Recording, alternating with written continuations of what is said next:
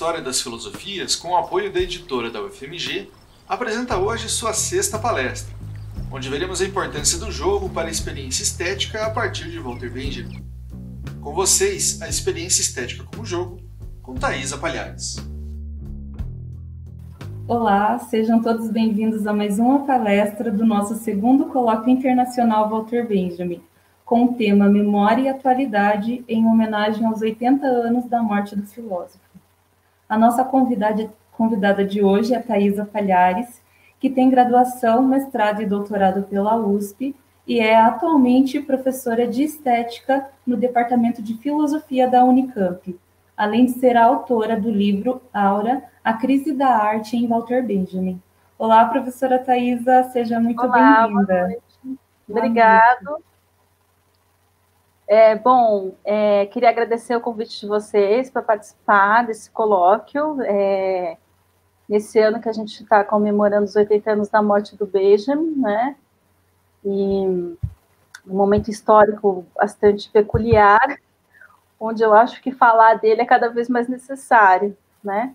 Para entender o que anda acontecendo no Brasil e no mundo, né? Então, eu queria agradecer muito o convite de vocês, né? Quando vocês me fizeram um convite para a palestra, eu, sabendo que seria uma coisa assim online, fiquei pensando muito se valeria a pena fazer uma apresentação assim muito acadêmica, muito cheia de detalhes, né, em vista do do próprio meio, que a gente sabe que é um pouco cansativo. E, no fim, eu decidi fazer uma apresentação breve, né, mas contando com imagens também, de um projeto que eu tenho, que é um projeto que está em curso. Na verdade, são algumas hipóteses que eu tenho, que eu estou lançando aqui, e seria ótimo conversar com vocês sobre elas, né? Mas que é um projeto, então, que está em desenvolvimento, tá? E ele é um projeto que surge muito a partir do meu mestrado sobre esse autor, né? No qual eu fiquei um tempo, assim, acho que quase uns 10 anos sem mexer.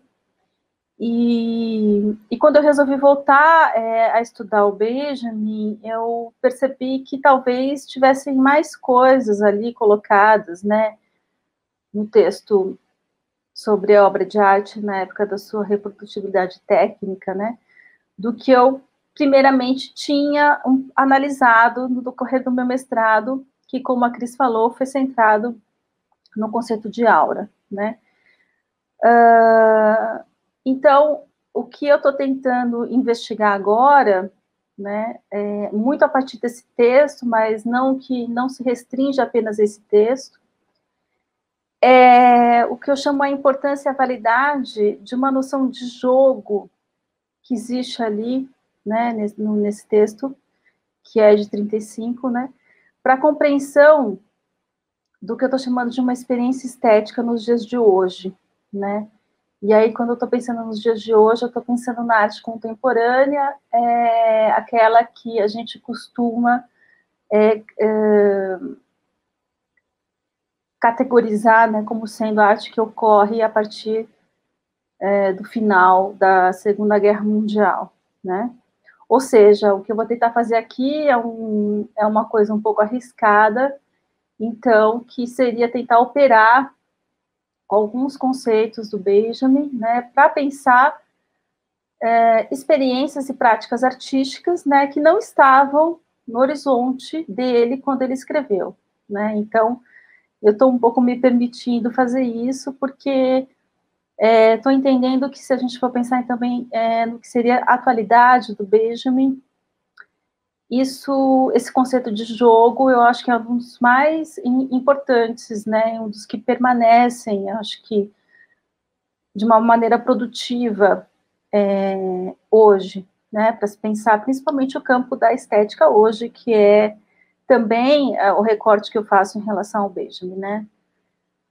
Bom, então, um pouco para explicar como é que eu cheguei nesse projeto, né, primeiro, nós notamos que, pelo menos desde a segunda metade do século XX, os artistas visuais, de maneira intensa e deliberada, buscam produzir formas inéditas de envolvimento do observador com a obra de arte, a fim de radicalizar a crítica da experiência estética tradicional como mera contemplação passiva. Contraposta, então, a essa noção de passividade, ligada fundamentalmente à apreensão visual da obra de arte, surge, então, a noção de participação do espectador, num sentido bastante ampliado, muitas vezes com o envolvimento corporal necessário para a realização da obra. Durante algum tempo, essa experiência estético-sensório-corporal ampliada torna-se um índice de contemporaneidade dos trabalhos de arte, pelo menos aqueles que pretendiam ter um significado político mais intenso. Então, minha questão coloca-se da seguinte maneira: é possível ainda hoje investir nessas práticas coletivas e participativas, já um pouco desgastadas, é verdade, como locus de uma experiência emancipatória no mundo contemporâneo? E aí, pensando aqui o sentido de emancipação também no seu sentido político, né, que era o sentido também visado pelo Benjamin. Então, um primeiro ponto do pano de fundo, onde eu coloco as minhas indagações. O segundo ponto seria investigar o potencial da noção de jogo como paradigma de uma percepção estética não contemplativa e revolucionária, tal como vislumbrada por Benjamin em alguns dos seus textos, sobretudo dos anos 30. Hoje eu gostaria apenas de apontar como ele delineia essa questão a partir da importante nota 10 da terceira versão em alemão do ensaio A Obra de Arte na época da sua reprodutibilidade técnica. E, por fim, como conclusão, apontar algumas direções para a sequência da pesquisa. Bom, então, esse texto que começa a ser escrito, né, o texto sobre a obra de arte, ele é escrito desde 1935, e ele foi retrabalhado pelo Benjamin até 1938, deu origem ao que hoje são conhecidas como 5 versões. A recepção do texto do Benjamin se deu de maneira polêmica e complexa, sendo, cabe lembrar aqui que a única versão que foi publicada em vida do texto foi a versão em francês, né, que não tem tradução para o português ainda. Quando eu estou me referindo, então, ao que seria uma recepção polêmica e complexa, eu estou me referindo mais ao círculo dos interlocutores do próprio Benjamin, como Adorno, Scholem e o Brecht, né? E essas variações pontuais entre as versões, elas confirmam, de certa maneira, esse diálogo e essa recepção, de certa maneira, conturbada que o texto teve no círculo de amigos do Benjamin no primeiro momento, né? No entanto, sem minimizar a importância das suas diferenças, é possível afirmar que, no que diz respeito às ideias principais, percebe-se uma enorme coerência entre as versões. Pode-se dizer, em geral, que o texto é organizado em torno do objetivo principal, que é mostrar como o surgimento das técnicas mecânicas de reprodução da imagem altera todo o sentido daquilo que entendemos como uma obra de arte. Para isso, como sabemos, Benjamin foge à noção de aura da obra de arte, criando ao longo do texto uma pequena história dialética de seu declínio. O ensaio é construído em torno de um conjunto de polaridades que buscam explicar como, na modernidade, teria ocorrido uma ruptura com a tradição da estética ocidental, desde o Renascimento, pelo menos, né? No que diz respeito ao discurso e à produção da arte, seus valores e fundamentos. Dentre esses pares conceituais, né, que guiam e que organizam o texto, e que muitas vezes se encontram em oposição e servem para circunscrever o terreno no qual deve se formar uma nova estética, a saber, uma que corresponda à arte revolucionária das vanguardas modernas e ao cinema, inclui-se, e aí algum desses pares seria unicidade e multiplicidade, valor de culto, valor de exposição, originalidade e repetibilidade, caráter de eternidade e efemeridade, concentração e distração, percepção óptica e tátil, função ritual e praxis política. Ao determinar esses polos, Benjamin visa justificar de maneira positiva o declínio da aura da obra de arte. Pelo menos aqui nesse texto, né? A gente sabe que essa não é uma posição unitária do pensamento do Benjamin. Bom, sua tese já foi amplamente debatida e diversos comentadores mostraram como o posicionamento otimista de Benjamin diante do fim da obra de arte tradicional é muito mais ambíguo do que parece à primeira vista. Nosso interesse não é retomar essa discussão aqui, mas antes aprofundar um viés que me parece ainda bastante sugestivo e pouco explorado na leitura desse texto. Nota-se que, para Benjamin, todo o debate em torno da obra de arte diz respeito, antes de tudo, à questão da percepção. Eu cito, segundo Benjamin, no interior de grandes períodos históricos, transforma-se com a totalidade do modo de existência das coletividades humanas, também o modo de sua percepção. O modo como a percepção humana se organiza, o medium no qual ocorre, não é apenas condicionado naturalmente, mas também historicamente. E aqui eu estou citando a tradução, então, que foi publicada pela editora Azuki, com tradução do Francisco d'Amboise Pinheiro Machado, e que diz respeito, então, ao que seria a terceira versão em alemão desse texto, desse ensaio.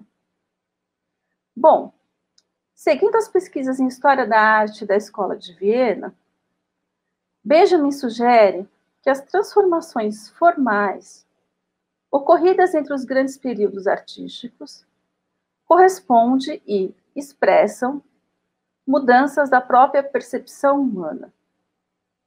Essa linha de investigação, que será retomada na parte final do ensaio, quando o autor irá tratar da especificidade do cinema enquanto arte, coloca em xeque exatamente uma das certezas mais bem estabelecidas da estética tradicional: a contemplação como modo por excelência da recepção estética. Com isso, o texto ganha uma nova envergadura, posto que sua leitura não se esgota na compreensão da tese da reprodutibilidade técnica, mas amplia o horizonte de pesquisa em direção ao desejo de Benjamin de empreender uma revisão crítica da estética filosófica, como certeiramente apontou Susan Buck-Morss no ensaio Estética e Anestética, uma reconsideração da obra de arte de Walter Benjamin. Esse é o título do ensaio da Buck-Morss. Segundo Benjamin, com o cinema, ou por meio dele, torna-se evidente uma outra forma de relação do sujeito com a obra de arte. O choque físico e moral que os dadaístas pretendiam causar no público em suas soirées artísticas, para o qual diversas linguagens eram convocadas e mescladas, ele é atingido pelo cinema no próprio modo de produção de suas imagens. O filme, que é o produto da montagem de fotogramas segundo um ritmo constante, tem na fotografia sua origem. Como Benjamin já havia notado no texto Pequena História da Fotografia, a imagem fotográfica é fruto de um choque entre o aparelho técnico e a realidade, e ela consegue captar em décimos de segundo imagens imperceptíveis a olho nu. Logo, em primeiro lugar, a fotografia e posteriormente o cinema ampliam nossa visão do mundo cotidiano. Essas imagens técnicas revelam no duplo sentido literal e metafórico da palavra, o inconsciente óptico, tal como a psicanálise fez com o inconsciente pulsional. Além disso, no caso do cinema, a cadência das imagens, que forma a totalidade do filme, faz com que a experiência de choque, que para Benjamin é própria da modernidade, se repita no momento mesmo de apreensão do sujeito diante da tela, causando o que ele considera uma recepção tátil, pois o homem necessita recorrer a todos os seus sentidos na tarefa de aparar os choques, coisa que a visão não dá mais conta sozinha, e distraída, na medida em que, diante do movimento de imagens, é impossível mergulhar e se perder como diante de uma pintura. Então, ao colocar em primeiro plano a recepção tátil no cinema, Benjamin nos reconduz, como lembra então Buckmores, no texto que eu citei, o significado etimológico original da palavra estética. Estéticos é a antiga palavra grega que designa o que é percebido pela sensação. A estesis é a experiência sensorial da percepção. Logo, o campo original da estética, para Buckmores, não é a arte, mas a realidade, a natureza material e corpórea. A estética, então, é uma forma de cognição obtida por meio do paladar, do tato, da audição, da visão e do olfato, de todo o sensório corporal. Então, fim de citação. Nesse sentido, é uma forma de conhecimento pré-linguístico e pré-discursivo, anterior à lógica e ao significado, e que preserva algo de incivilizável, nas palavras da Buckmores. Ao associar a recepção tátil distraída do cinema à praxis política, Benjamin acredita que a arte se liberta de sua função ritual, eu cito, ao desfazer a alienação do sensório corporal e restaurar a força instintiva dos sentidos corporais humanos em prol da autopreservação da humanidade, e fazê-lo não evitando as novas tecnologias, mas perpassando-as. Dialeticamente, utilizando-se do poder anestésico da vivência do choque como um meio de redescobrimento do estético. Né? Então, essa é um pouco a conclusão a que chega a Susan Buckmores. Né? Então, a partir da experiência do choque e do poder anestésico do choque, né, da vivência do choque, redescobrir um sentido para a estética. Essa seria, de certa maneira, a tarefa histórica do cinema. Sendo assim, será importante nota 10. Essa nota 10 ela só existe na versão francesa do texto e nessa terceira versão em alemão, que Benjamin explicita o que seria a dualidade própria, a percepção estética, que se encontra, de certa maneira, encapsulada em toda a atividade mimética, como a origem da produção artística. Então, eu cito Benjamin aqui, vou fazer uma citação, uma longa citação, que é a citação dessa nota 10, e ele vai afirmar o seguinte: o significado da bela aparência está fundado na época da percepção aurática, que caminha para o seu fim. A teoria estética desta época encontrou sua versão mais expressiva em Hegel, para quem a beleza é a manifestação do espírito em sua forma imediata, sensível, criada pelo espírito como a ele mesmo adequada. Certamente essa versão carrega traços epigônicos. A fórmula de Hegel, segundo a qual a arte retiraria a aparência e a ilusão desse mundo ruim e efêmero do teor verdadeiro dos fenômenos, já se destacou do tradicional solo da experiência dessa doutrina. O solo da experiência é a aura.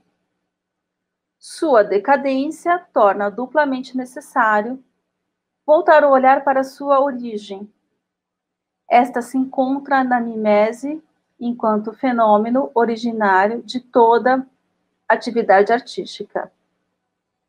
Aquele que imita faz o que faz só aparentemente. E até mesmo o imitar mais antigo conhece somente uma matéria na qual forma. Trata-se do corpo daquele mesmo que imita. Dança em linguagem, gestos do corpo e dos lábios são as mais antigas manifestações da mimese. Aquele que imita faz seu objeto aparentemente. Pode-se dizer que ele interpreta o objeto. E nisso nos deparamos com a polaridade que rege na mimese. Nela dormitam, dobrados estreitamente um no outro como folhetos embrionários, os dois lados da arte, aparência e jogo. Quer dizer, o que advém com o definhamento da aparência na obra de arte, com a perda da aura nas obras de arte, é um enorme ganho em espaço de jogo. O mais amplo espaço de jogo abriu-se com o cinema. Neste, o momento da aparência recuou completamente em favor do momento do jogo. Fim de citação. Né, é um trecho escolhido aqui dessa nota 10. Aqui, assim que vemos então Benjamin associar a percepção tátil ao que ele vai apontar como um dos polos da mimese, o jogo. Em primeiro lugar, lembramos que o substantivo da Spiel e seu verbo spielen possui uma diversidade de significados que pode ser traduzida como brincadeira, como jogo esportivo, mas também como teste, né? Mas também como representar, como atuar, como tocar, como executar, como fingir, né? Que a língua portuguesa não abarca e que estão latentes no pensamento de Benjamin. Esses sentidos, me parece, estão latentes no pensamento de Benjamin. E isso é possível a gente perceber por essa passagem citada. Jogo remete àquela atividade lúdica que faz com que a imitação não se restrinja à aparência, mas a uma espécie de refazer no corpo primeiramente, ou tendo o corpo como medium, do objeto imitado. Trata-se, antes de tudo, de uma forma de intervenção no mundo, na qual o mesmo passa a ser reordenado por meio da atividade lúdica. Para o autor, seria por meio do cinema, e sobretudo por causa da reconstrução do mundo pela montagem cinematográfica, que estaria no presente o núcleo de toda e qualquer atividade mimética. O jogo como atividade lúdica. O cinema, além de remeter a essas atividades lúdicas, amplia o que ele chama de Spielraum, que é o espaço de jogo, ou, como foi traduzido em francês, com o aceite do próprio Benjamin, né, que viu essa tradução, campo de ação, né, o que seria espaço de jogo no texto em alemão, ele está traduzido em francês como campo de ação. Então, o cinema ampliaria esse campo de ação, né, um campo de intervenção. Esse relacionar-se com o mundo mediante o jogo mimético é associado por Benjamin ao que ele chama de uma segunda técnica. Essa, ao invés de procurar a dominação da natureza, tem em mira um jogo conjunto, que é o Zusammenspiel, entre natureza e humanidade. Então, como é que ele define, né, essa segunda técnica? O que seria em contraposição ao que ele chama de uma primeira técnica, que subjaz na arte como aparência, ela é progressista não por causa dos avanços materiais que ela revela, mas porque ela tem a ver com, eu cito aqui o próprio Benjamin, o experimento e sua incansável variação da ordenação experimental. Ele vai dizer, a origem da segunda técnica deve ser buscada lá onde o homem pela primeira vez e com astúcia inconsciente, começou a tomar distância da natureza. Encontra-se, em outras palavras, de novo, no jogo. Em certo sentido, o que gostaríamos de defender é que, apesar do ensaio do Benjamin relacionar de maneira quase excludente o cinema enquanto arte essencialmente reprodutível ao jogo, e por consequência, à segunda técnica, nota-se que a discussão não se restringe a esse contexto. Então, essa é um pouco a minha hipótese. Por exemplo, Benjamin refere-se à atividade lúdica quando discorre sobre as brincadeiras infantis, sobre as experimentações surrealistas e o teatro de vanguarda, ou ainda em seus estudos sobre a faculdade mimética, né, os poucos textos que o Benjamin escreveu explicando o que seria então essa faculdade mimética. O que indica que ele vê no jogo uma atividade importante e emancipatória em um mundo desencantado.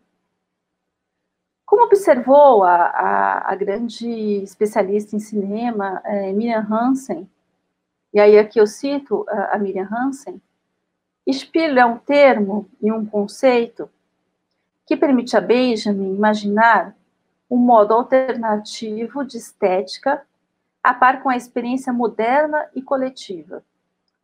Uma estética que poderia contrapor-se, no nível da percepção sensível, às consequências políticas da falida, capitalista e imperialista, destrutiva e autodestrutiva recepção da tecnologia.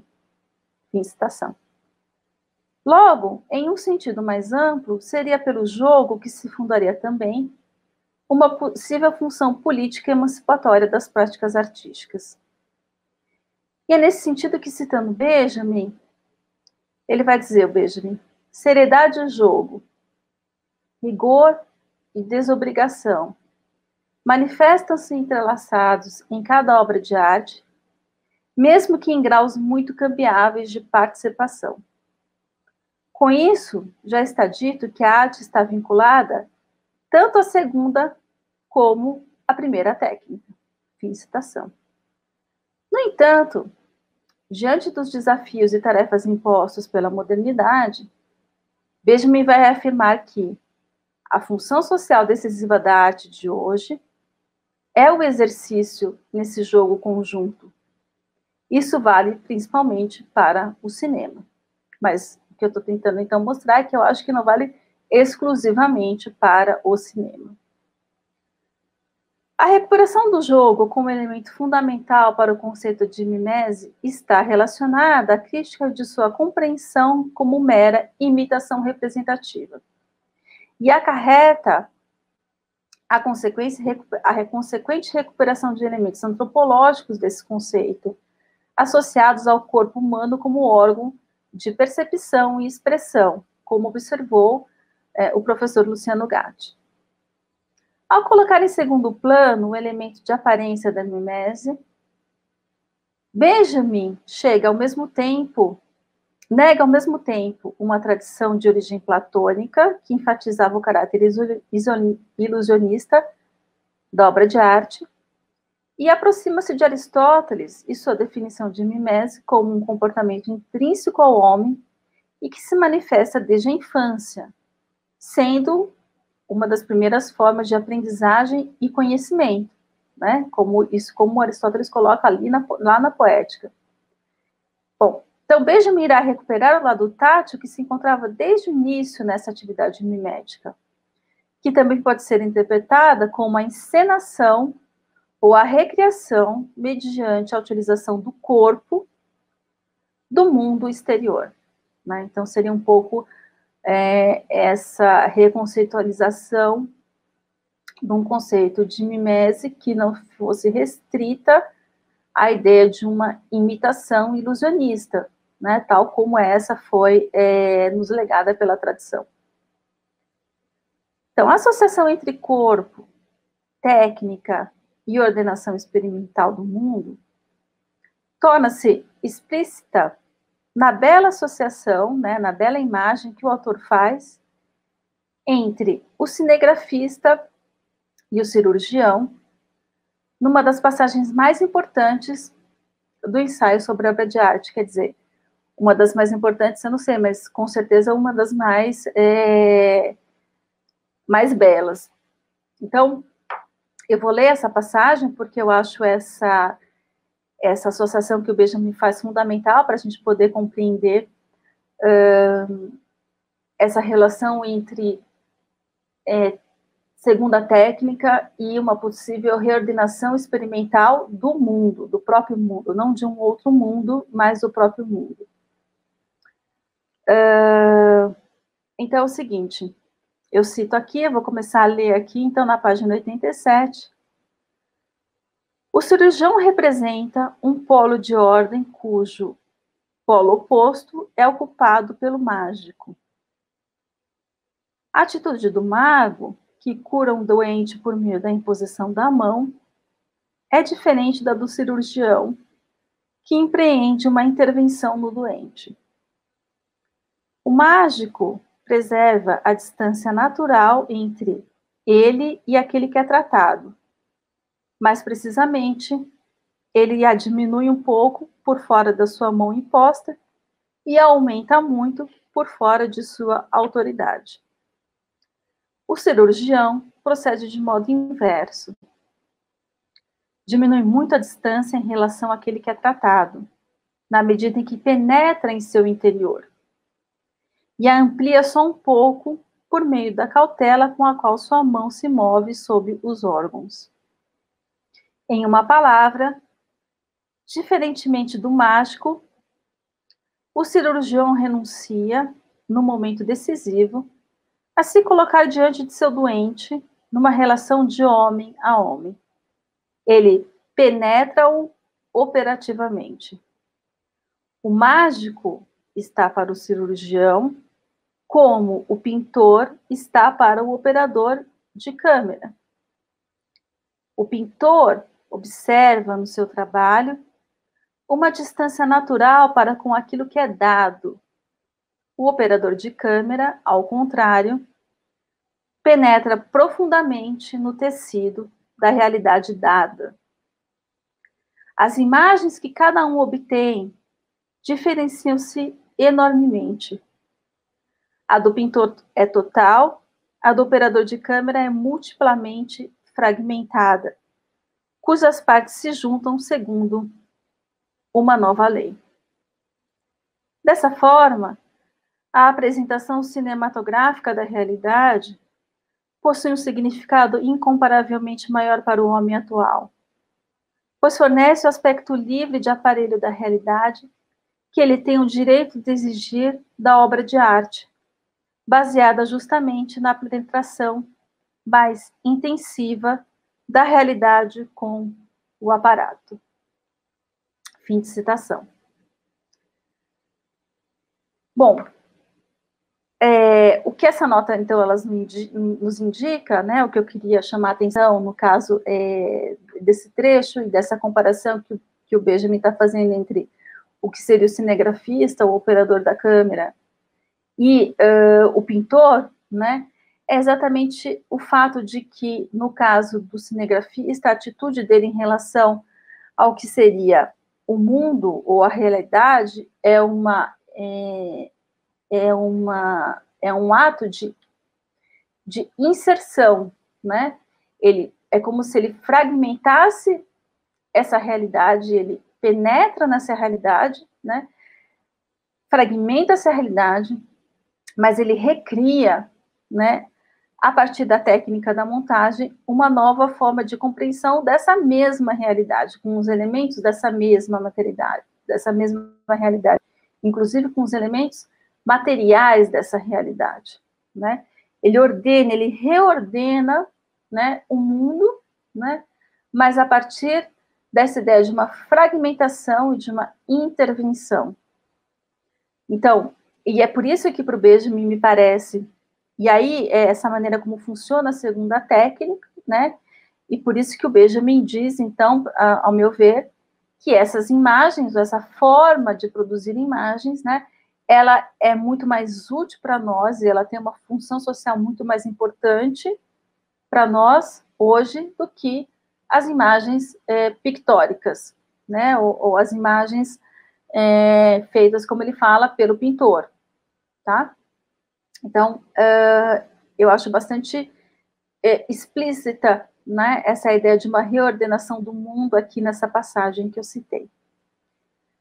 Bom, mas como eu disse, né, eu acho importante notar que, apesar então do Benjamin dizer neste momento que, e a partir nesse texto particularmente, que essa possibilidade de uma reordenação do mundo só se daria então pelo cinema, a gente nota que ele vai falar algo muito parecido, né, em outros textos, né, principalmente quando ele vai falar também do surrealismo, quando ele vai fazer uma análise do surrealismo, né, mas é particularmente algo que me interessa muito, né, nos estudos que o Benjamin faz sobre as brincadeiras infantis, o teatro infantil, a própria atividade do brincar, o significado da atividade do brincar, que, como a gente sabe em alemão, é também Spielen, né, brincar em alemão é Spielen, né. Bom, eu não tenho tempo exatamente para entrar de forma detalhada nesses textos que o Benjamin fala sobre a atividade do brincar e sobre a importância do brinquedo, mas eu gostaria de lembrar, primeiramente, um trecho que é bastante conhecido do texto Canteiro de Obras, que faz parte do volume Rua de Mão Única, do qual Benjamin vai dizer: a Terra está repleta dos mais incomparáveis objetos de atenção e exercício infantis, e dos mais apropriados, ou seja, as crianças são inclinadas de modo especial a procurar todo e qualquer lugar de trabalho onde visivelmente transcorre a atividade sobre as coisas. Em produtos residuais reconhece um rosto que o mundo das coisas volta exatamente para elas e para elas unicamente. Neles, elas menos imitam as obras dos adultos do que põem materiais de espécie muito diferente através daquilo que com eles aprontam no brinquedo em uma nova, brusca relação entre si. Com isso, as crianças formam para si seu mundo das coisas, um pequeno no grande, elas mesmas. Fim de citação. Logo, né, a partir desse trecho, a gente pode concluir que a criança não imita no sentido, a criança não imita o mundo do adulto no sentido da cópia ou da reprodução exata, mas recria uma experiência com renovada intensidade. Brincar para a criança significa, nas palavras do Benjamin, voltar a criar para si o fato vivido. Começar mais uma vez desde o início. Depois ele vai dizer, a essência do brincar não é um fazer como se, mas um fazer sempre de novo. Uma transformação da experiência mais comovente em hábito.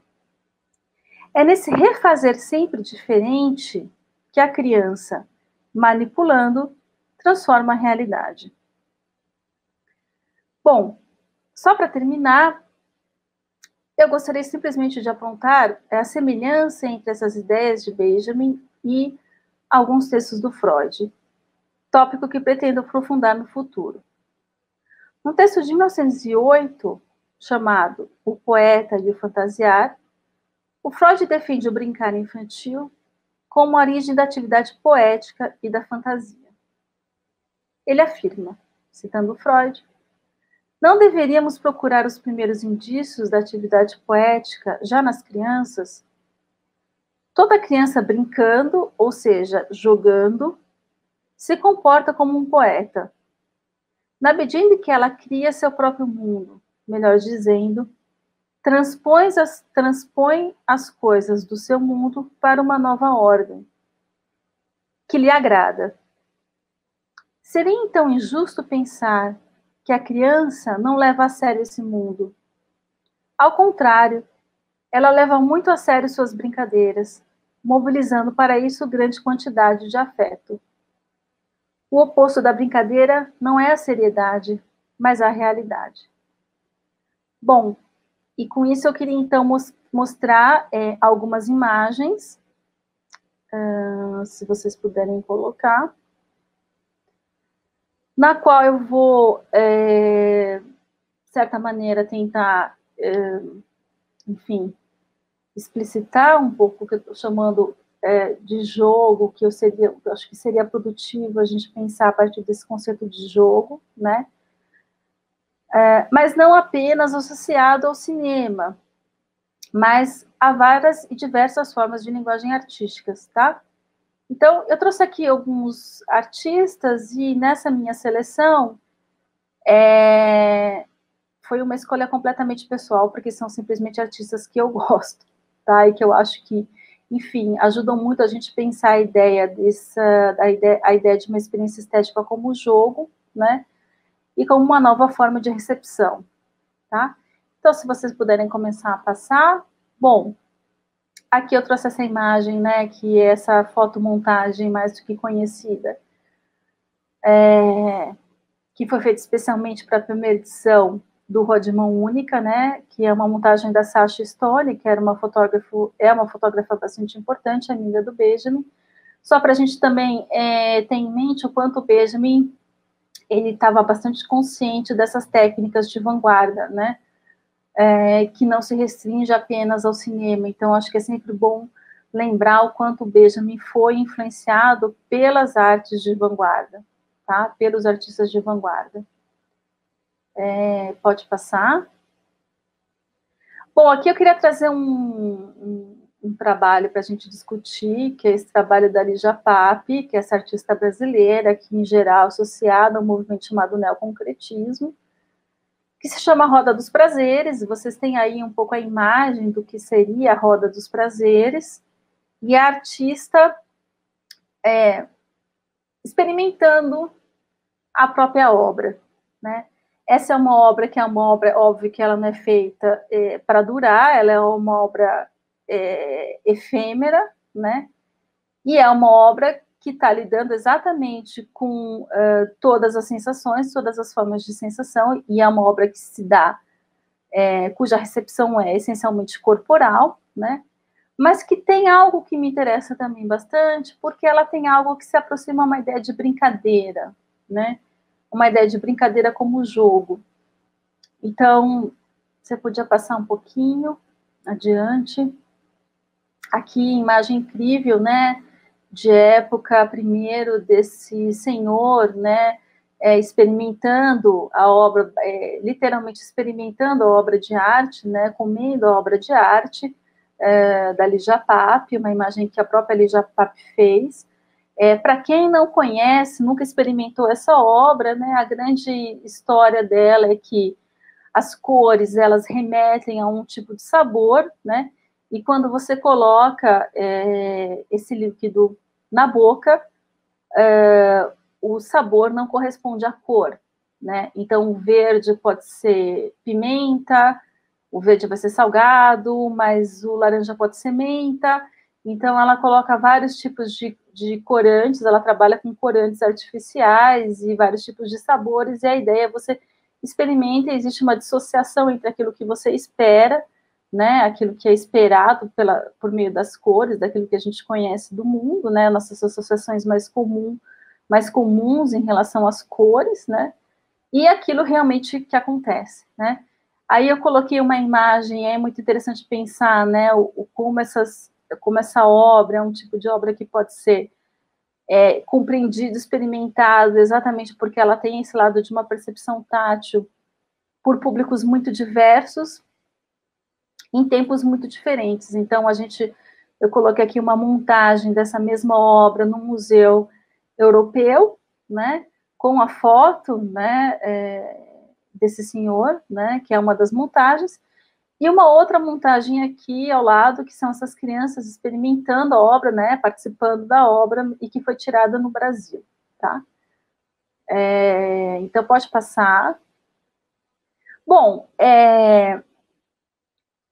outra artista neoconcreta, que é a Lygia Clark, com esse trabalho, que todo mundo também acho que conhece bastante, chamado Os Bichos, né, que tem toda também essa associação com algo que é orgânico, né, e que nesse sentido também não é eterno, né, tem a ver com a ideia de uma organicidade, de mudança, de movimento que remete à própria a natureza e a ideia de organismos vivos, né, e que tem esse lado muito interessante e que é, mas por um outro lado, é simplesmente uma forma geométrica, né, mas é a partir de formas geométricas simples, né, onde que ela busca essa organicidade.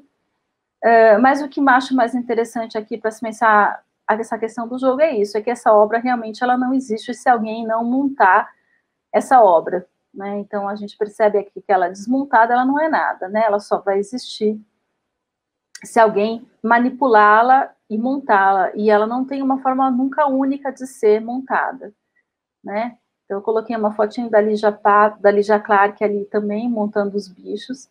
Os bichos são o que o Ferreira Goulart chamou de não objetos, né? Pode passar.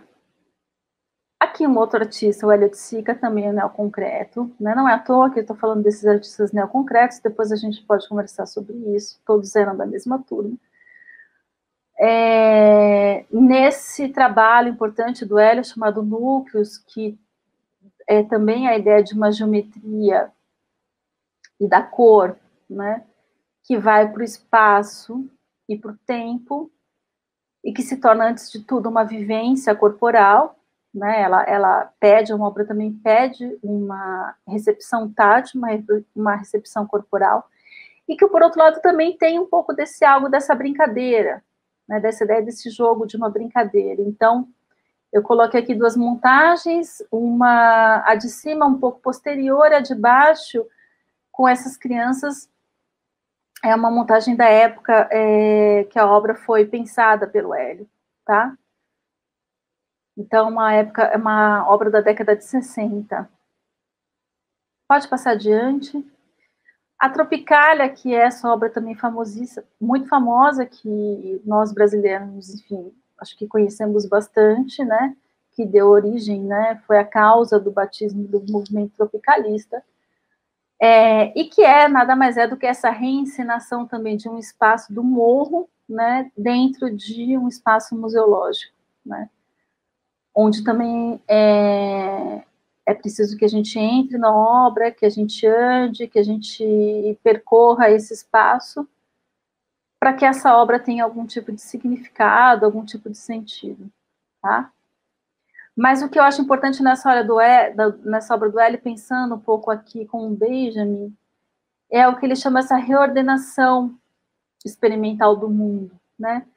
A ideia de que a obra de arte, ela não cria um outro mundo, né? É como se ela coloque em evidência esse nosso próprio mundo, e nesse sentido, ela não tem mais aquele sentido da transcendência da bela aparência, né? Mas ela tem muito mais esse sentido de reconstrução, né? De construção do próprio real, da nossa própria realidade, mas a partir de outro ponto de vista, a partir de uma outra ordenação, né? E seria exatamente nessa ampliação, que ele chama desse campo de ação, dessa ampliação desse campo de ação, onde me parece que o Benjamin vê um potencial emancipatório para a arte, tá? E eu acho que essa obra do Hélio, ela representa muito isso.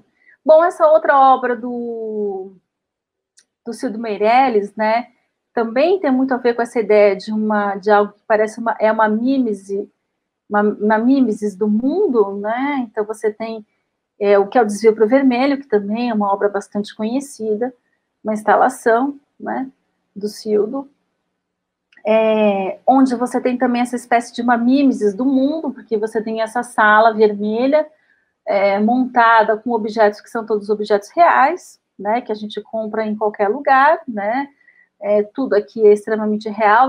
O artista não pintou esses objetos, né, ele buscou esses objetos, ele colecionou esses objetos para chegar nessa ideia do que ele chama de impregnação do vermelho, né, mas com objetos que são objetos que a gente compra, né, são objetos de consumo, né, E a partir, então, dessa reordenação é que ele vai criar, então, a experiência dessa obra, né? A partir dessa impregnação do vermelho, né, que de certa maneira está nesses objetos do mundo, que ele então vai criar então uma outra espécie de discurso. A obra, enfim, ela tem 3 partes. Eu coloquei aqui as outras 2 partes da obra, né? Eu acho que todo mundo que já entrou na obra um pouco tem uma ideia. Ela tem esse corredor onde você vê essa garrafa com líquido vermelho, né? E você entra num lugar muito escuro e a única coisa que você vê no fundo da sala é essa torneira torta, da onde sai a água vermelha, né? Enfim, também é uma obra que eu acho que tem muito forte esse conceito, essa concepção de jogo, né? Como uma reordenação experimental do mundo, tá? Pode passar. Para a gente não ficar, né, assim, a ideia, então, tentar pensar como a gente... É possível falar da arte contemporânea como essa reordenação experimental do mundo, mas não restrita apenas à imagem fotográfica ou ao cinema, né? Eu trouxe esse trabalho de uma artista que eu gosto muito, que é a Mira Schendel, que são as monotipias, e o que eu acho que aí no caso da Mira você tem é uma reordenação do mundo, mas por meio da linguagem, né? Por meio de uma brincadeira que ela faz com as palavras e com as línguas e a maneira como ela recria, né, ou ela constrói, desconstrói textos, né, e palavras, né, também de uma maneira muito lúdica, né, onde a questão do lúdico também é muito presente. Então, essa é uma parte da série Monotipias, que é feita em 65, que é a parte onde aparece mais as leituras heideggerianas da Mira Schendel, né, os conceitos heideggerianos, como Welt, Mitte-Welt, né? Mas, assim, são milhares de monotipias. Pode passar. Essa é também da série Monotipias, que a gente chama de Gênesis, que, então, a Mira se utiliza do texto bíblico, né, texto da Gênesis, e recria a Gênesis, né, mas aí por meio dessa desconstrução da linguagem também. Então, vocês percebem que ela está copiando trechos da Bíblia e mistura esses textos com esses traços, tá? É realmente também muito bonito, né? E, de novo, aqui tem uma ideia muito, eu gosto de uma brincadeira com o texto, uma brincadeira com a linguagem. Pode passar. Outro trabalho também muito importante é da Mira Schendel, que são os objetos gráficos, que ela fez entre 67 e 73, são vários objetos gráficos, e aí a gente está vendo uma instalação dos objetos gráficos que aconteceu na Tate Modern em 2013, e cada objeto gráfico, também, de novo, o que existe nesses objetos gráficos são só letras e palavras, alguns trazem trechos de música, poemas do João Cabral de Melo Neto, trechos do Wittgenstein sobre filosofia da linguagem, ou palavras que, eventualmente, não têm um sentido exatamente dado, né? Então, é um grande jogo também, é um grande jogo de palavras, jogo de textos. Pode passar. E aqui também outro trabalho da Mira Schendel, que eu acho que puxa muito por esse lado do lúdico, também é um trabalho dos anos 60, onde a gente vê a própria artista Mira Schendel vestindo essas obras que ela chamava de droguinha, né, e que nada mais são do que amontoados de papel de arroz, que ela, segundo consta, pedia para as crianças da rua torcerem, enrolarem, né, e depois ela levava para dentro do museu, né? E esses tecidos, essas teias, né, que tem uma presença física muito grande, também uma presença do corpo muito grande, porque elas lembram um pouco, elas remetem à ideia de tricô, à ideia de mão, à ideia de trama, né? Elas, enfim, elas não têm uma forma fixa, teoricamente se poderia, não mais, mas teoricamente se poderia brincar com elas na exposição. Então, aqui a gente vê uma instalação de época, né, a própria Mirachand brincando com as obras, né, e depois aqui embaixo tem uma imagem da instalação dessas obras na Tate Modern, também na exposição de 2013, né, como é que elas hoje são expostas, mas enfim, no seu início elas tinham esse sentido do brincar, do vestir, né, do manipular, né, que foi o que deu origem à própria obra, tá? Pode passar, para a gente não ficar muito preso só aos anos 60, parecendo então apenas que os anos 60 foram os anos experimentais, né? Eu trouxe esse trabalho de um artista que eu gosto muito, né? Ele é basicamente um pintor, então isso também eu acho bastante interessante, porque aí um pouco ao contrário do que o Benjamin dizia, né? Mas ele também não poderia, óbvio, prever isso, né? A pintura também foi para o espaço, né? A pintura também abandonou o cavalete, né? E ela também se reinventou, né? Então, de certa maneira, o que a gente percebe hoje são vários artistas que, com a pintura, né, também estão pensando nessa relação entre uma nova ordenação, né, uma transformação do real a partir da pintura. Eu acho que esse trabalho do Rodrigo Andrade diz muito sobre isso. É uma instalação com pedaços enormes de tinta a óleo, isso é tinta a óleo pura, né? É uma massa de tinta a óleo muito pesada, que tem um cheiro muito forte, isso não é montagem, isso realmente existia, essa pintura ela tem um corpo, né? Essas cores, esses pedaços de pintura, eles têm um corpo, né? E onde ele fez essa pintura nesse bar, que era um bar que existia em Santa Cecília, em São Paulo, perto do metrô, um bar bastante popular, que não tinha nada a ver com o circuito de arte, um bar, eventualmente, que ele gostou muito, exatamente pela questão de toda a plasticidade, toda a sugestão pictórica que o próprio bar oferecia a ele, e aí o dono do bar topou e deixou instalar essas tintas lá. E isso ficou lá até que se destruísse, né? E é muito interessante, porque essa pintura ela começou a pegar a própria materialidade do bar, ela foi sujando, as pessoas foram enfiando o dedo, enfim, ela foi ganhando uma certa vida própria dentro do bar. Mas o que eu acho muito interessante desse trabalho do Rodrigo Andrade é o fato de que ele, a partir dessa intervenção, né, dessas cores nesse espaço, ele fazia com que a gente que frequentava o bar, que ia no bar, na verdade, a gente ia no bar, no caso, para ver o trabalho, mas, enfim, a gente acabava ficando lá no bar, bebendo no bar, né?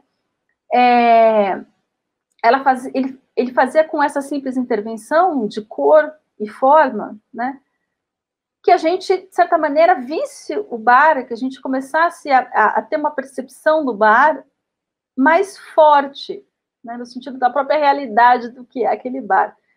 Então, as fotos são incríveis, tem mais foto, para vocês terem uma ideia do tipo do bar que era. Esse era o bar, realmente, assim, um lugar onde você não esperaria ver um tipo de trabalho desse. Vocês podem ver que os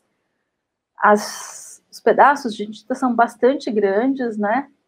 E é isso, eles ficavam aí, né? E eles tinham toda uma conversa, por exemplo, com as cores que estavam presentes no bar e que, de certa maneira, assim como o trabalho do Cildo, que eram cores que estavam impregnadas no próprio real, mas a partir do momento que o Rodrigo Andrade concentrava isso numa forma, numa massa, num corpo, né, elas se tornavam mais presentes para nós. Então, por exemplo, esse vermelho e o amarelo que vocês podem ver nessas caixas de cerveja, né? Então, todas essas cores que estão aí, elas são cores que remetem às cores que estão na própria superfície do mundo, na própria superfície das coisas, tá? Pode passar, eu não sei se terminou. E aí, um trabalho de um outro artista que a gente, em geral, costuma a classificar, né, como um artista popular, tá certo? Apesar de ser um artista que tem galeria, tal, mas, enfim, ele é visto como um artista popular, porque ele não tem uma formação de arte, mas um artista que eu gosto muito. E que aí eu acho que essa questão também do brincar do jogo, da transformação daquilo que existe numa outra coisa, né, fica muito claro.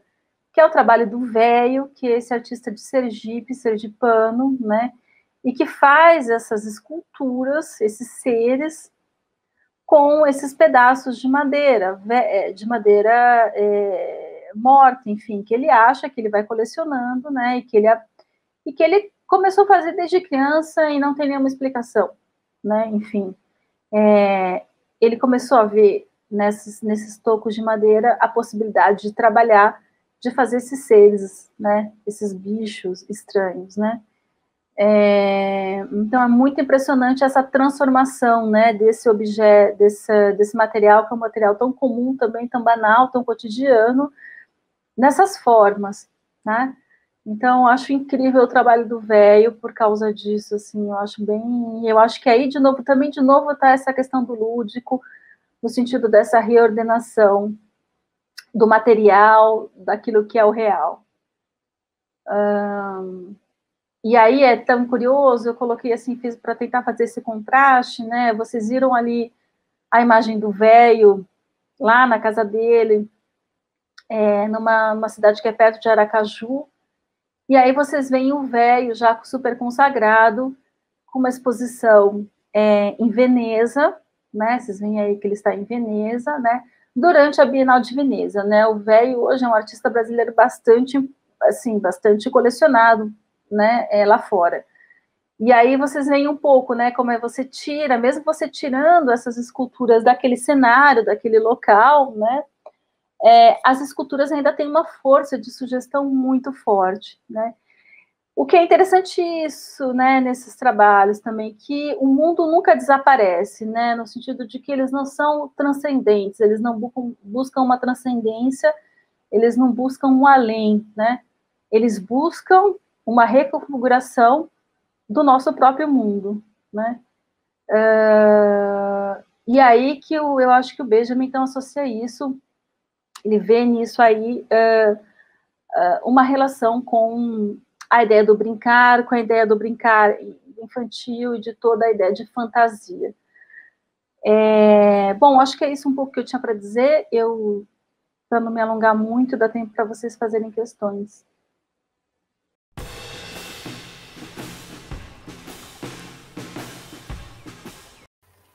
Muito obrigada, professora, pela exposição diferente, inovadora, muito interessante. Muito interessante essa proposta que a professora traz de ir além do que o Benjamin pensou, ir além do que o Benjamin propôs com essa ideia do jogo, da dinâmica. Eu achei muito interessante as fotos, eu particularmente não conhecia elas, e foi muito, muito bom, muito claro.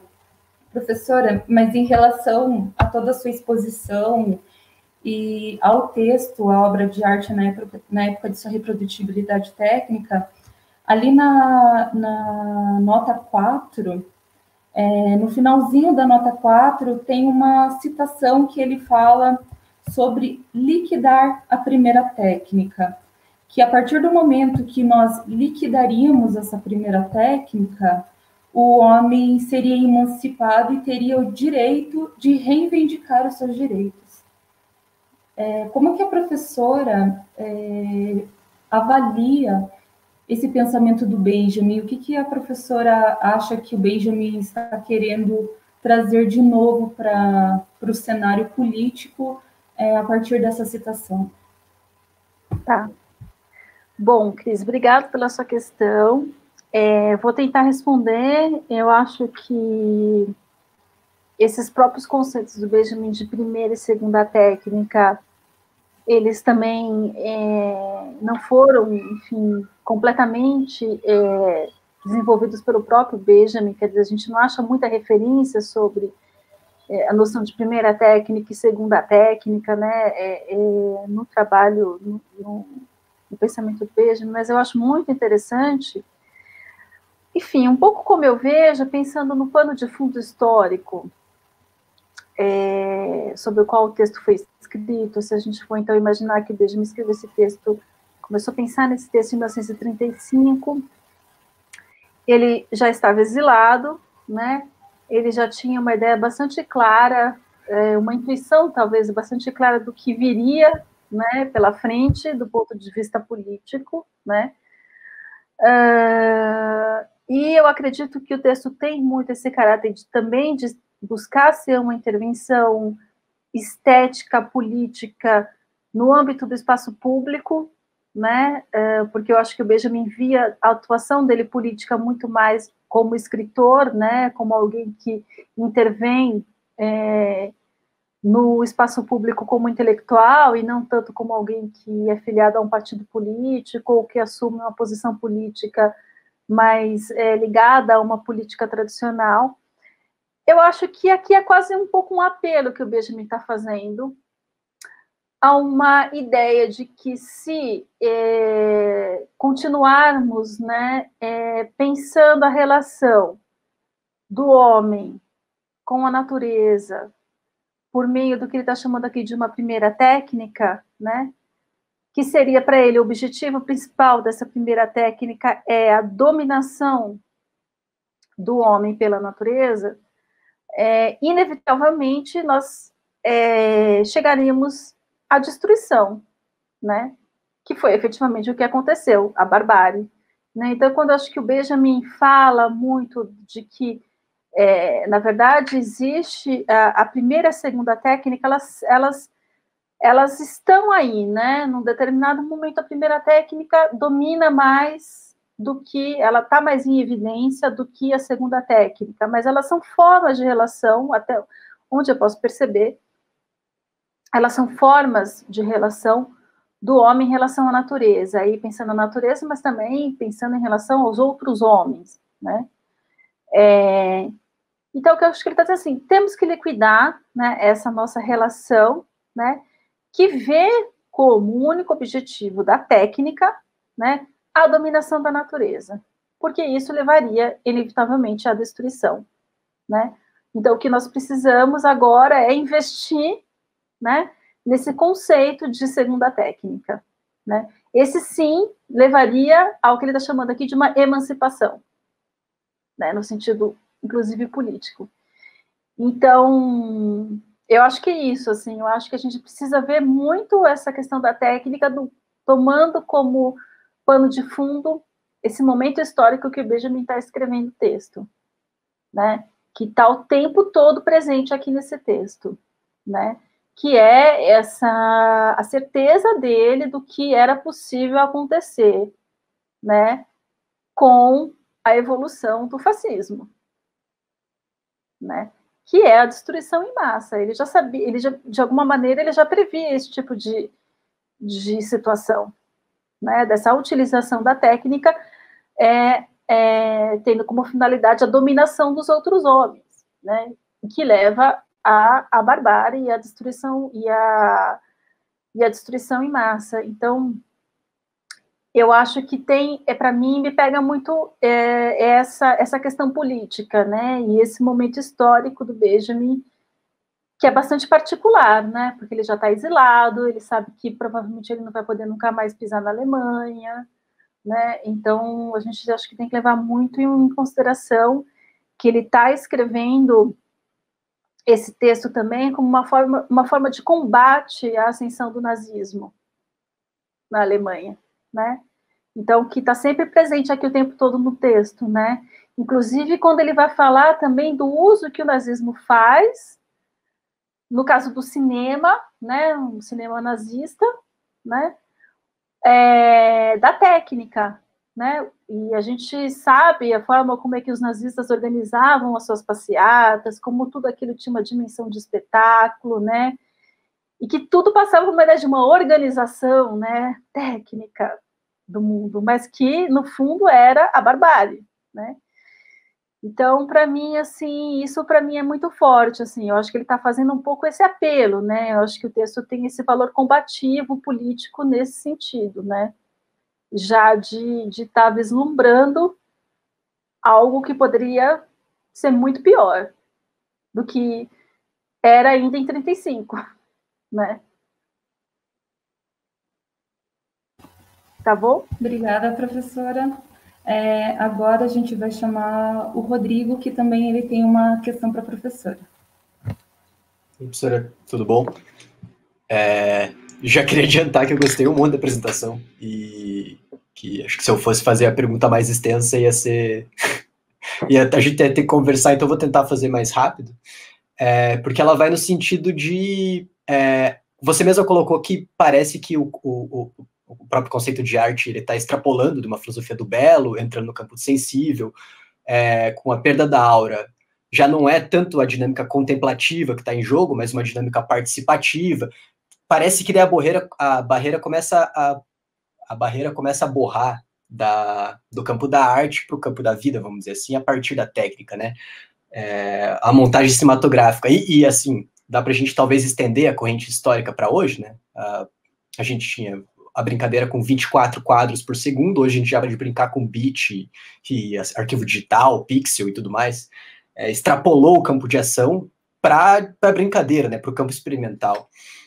E até essa ideia de reordenação, né, que você comentou, essa ideia de reordenação experimental, a partir do conceito de brincadeira, né. O que eu ia colocar, na verdade, é se você enxerga esse conceito da brincadeira como um operador da própria filosofia do Benjamin. Se ele tem o alcance particular a ponto de abranger o pensamento benjaminiano, abarcar, sei lá, com mais primor o pensamento benjaminiano, né? Como você mesmo colocou, respondendo a pergunta da Cris, né? Ele alcança a própria história, né? O próprio pensamento da filosofia da história do Benjamin. E eu, particularmente, entrei no Benjamin com o Didi Uberman, e o Didi Uberman usa o caleidoscópio, particularmente, para pensar a história, né? Então, a pergunta mais direta seria daí pensar essa figura da criança enquanto vamos pensar o operador maior da brincadeira, né? Parece que se a gente for perguntar quem melhor sabe brincar, a resposta ia ser a criança, talvez. E se o pensamento do Benjamin não encoraja tanto o devir criança do historiador, o historiador precisa reivindicar a brincadeira infantil, e se também é um devir criança no revolucionário, né? Se o aspecto lúdico, e daí pensando não sei se aforismo é o termo técnico melhor, mas no alarme contra incêndio, que o Benjamin coloca, né? Se o conceito do lúdico, da brincadeira, é uma potência de cortar o rastilho antes que a centelha chegue à dinamite, né? Se você enxerga isso interagindo com o restante do pensamento do Benjamin. Eu acho o seguinte, Rodrigo, obrigada pela questão, acho que é uma questão bastante ampla, e eu acho que é uma questão também que está me interessando muito hoje, na verdade, que é pensar essa questão da infância e da criança no Benjamin, né? Mas, assim, mais no sentido da experiência infantil, né? E da percepção infantil, né? Eu acho que, de certa maneira, assim, isso perpassa bastante o pensamento do Benjamin. Se a gente sabe que ele escreveu um livro que é maravilhoso, né, que é uma das grandes peças literárias do século XX, que é a Rua de Mão Única, né, em que é um livro de memórias da sua infância em Berlim, né, ou infância em Berlim por torno de 1900, e que para ele já tinha um sentido de político a escritura desse livro, né? Porque também é um momento que ele sabe que aquela cidade onde ele teve a experiência de infância dele, ela estava desaparecendo, né? Aquele mundo estava em destruição, aquele mundo da infância. Então, de um lado, eu acho que esse tema da infância no Benjamin, ele é muito forte, ele é bastante recorrente, a gente sabe que ele tinha um interesse muito grande nessa questão da linguagem infantil também, né? Existe os cadernos onde ele anotava as palavras que o filho dele dizia, né? As primeiras palavras e todas as associações, e ele era um grande colecionador de livros infantis, né? Infelizmente, a coleção de livros infantis do Benjamin se perdeu, né? Ela, com todas as mudanças que o Benjamin fez, tal, eu acho que a coleção se desfez, mas a gente sabe que ele era um grande colecionador de livro infantil desde sempre, né, desde a juventude, ele era um colecionador de brinquedos, né? Então tem todas quando ele vai para Moscou, né? Ele compra os brinquedos e ele fala dos brinquedos. Então, eu acho que sim, eu acho que é muito importante essa ideia do brincar, mas aí tentando o brincar no sentido do jogo mesmo, né? Porque é isso, o verbo brincar em alemão é o mesmo que o verbo jogar, que é o spielen, né? Então, se a gente está entendendo essa brincadeira, né, nesse sentido, né, mais filosófico, talvez diremos assim, como esse spielen, como esse jogar com o mundo, né? Eu acho que isso sim tem uma importância fundamental no pensamento do Benjamin. De certa maneira, a gente percebe isso, por exemplo, no texto no Amor, né, e toda a admiração que ele tinha pelo Proust, né, que também é um autor que está fazendo o quê? Está tentando reconstruir, né, é um personagem, enfim, um autor-personagem que está reconstruindo as suas memórias infantis, né. Então, eu acho que sim, eu acho que isso é muito importante para entender a filosofia do Benjamin, no sentido epistemológico até, do que a gente entende uma epistemologia filosófica, tá certo? Uma tentativa, né, de definir ou de apontar para uma forma de conhecimento, né, que não seja puramente racional. E que para o Benjamin é anterior ao pensamento racional, né? Então, essa primeira forma, né, não é à toa que ele vai falar do Aristóteles, essa associação desse conceito de mimese com o conceito aristotélico, né, porque o Aristóteles vai dizer a primeira forma de conhecimento da criança em relação ao mundo é a imitação. Isso extrapola o campo da arte, né? Isso diz respeito ao campo do conhecimento, do próprio conhecimento. Então, eu acho que tem aí uma busca de uma tentativa de reformular o que seria o conhecimento filosófico, né, a partir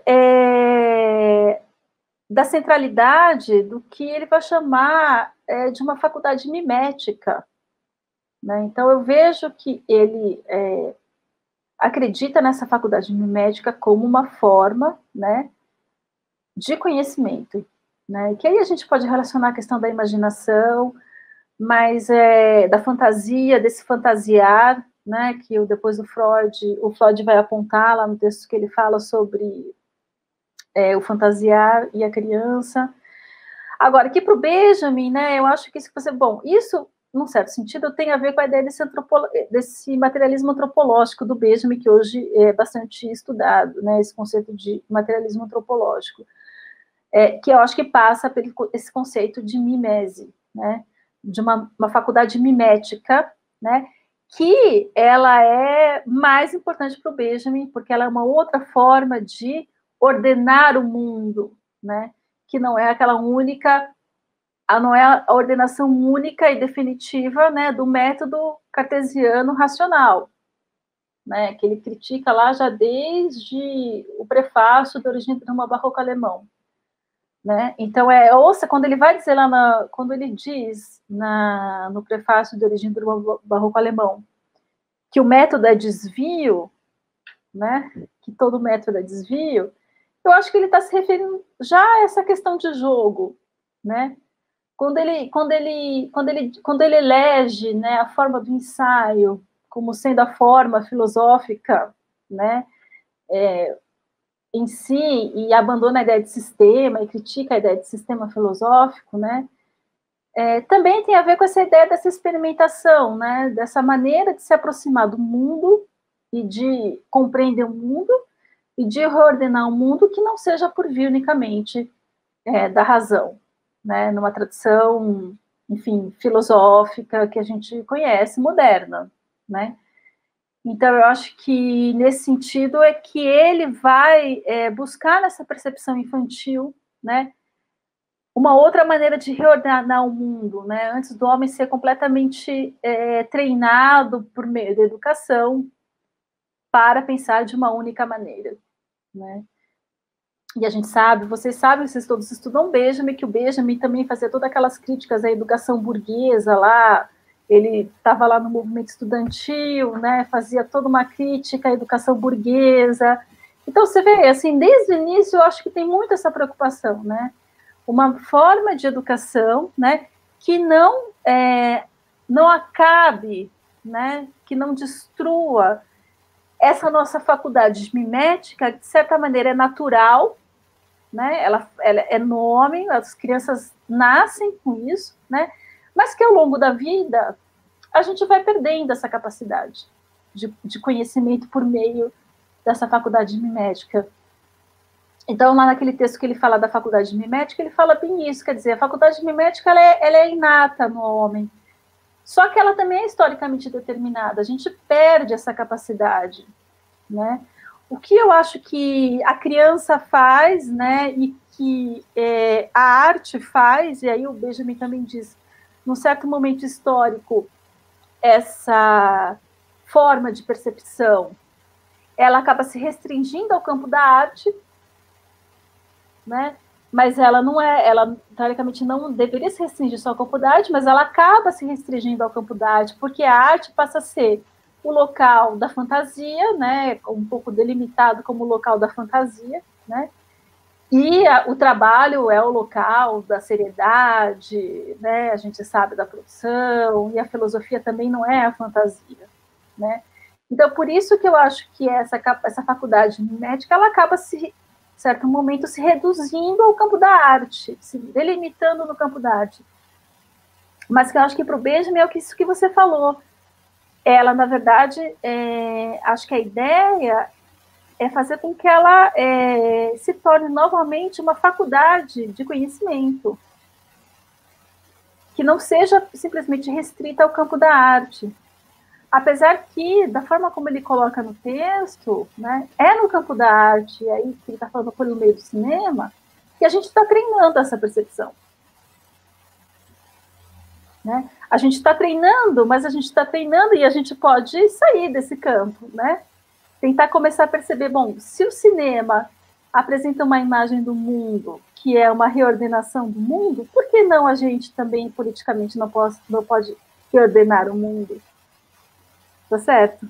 Então, eu acho que é nesse sentido que a arte acaba se tornando um pouco esse campo desse laboratório, dessa reordenação, mas que óbvio que o Benjamin, como um escritor de vanguarda, né, e eu estou pensando assim, ele tem uma relação muito forte mesmo, eu acho que com as vanguardas históricas, né, se a gente for pensar, inclusive, na questão do surrealismo, a forma como ele vê o surrealismo, a ideia é sempre que isso extrapole, né, o campo da estética, e que isso, né, que isso seja revolucionário, né, que isso leve à revolução no campo da política, né, mas o âmbito da arte é quase um pouco o laboratório, onde a gente treina essa faculdade que a gente vai perdendo ao longo do tempo, porque ela vai ficando esquecida, porque a gente é treinado para agir no mundo de uma outra forma, e acho que muito mais dentro desse conceito de uma primeira técnica, né? A gente está acostumado a usar a nossa faculdade racional para dominar o mundo,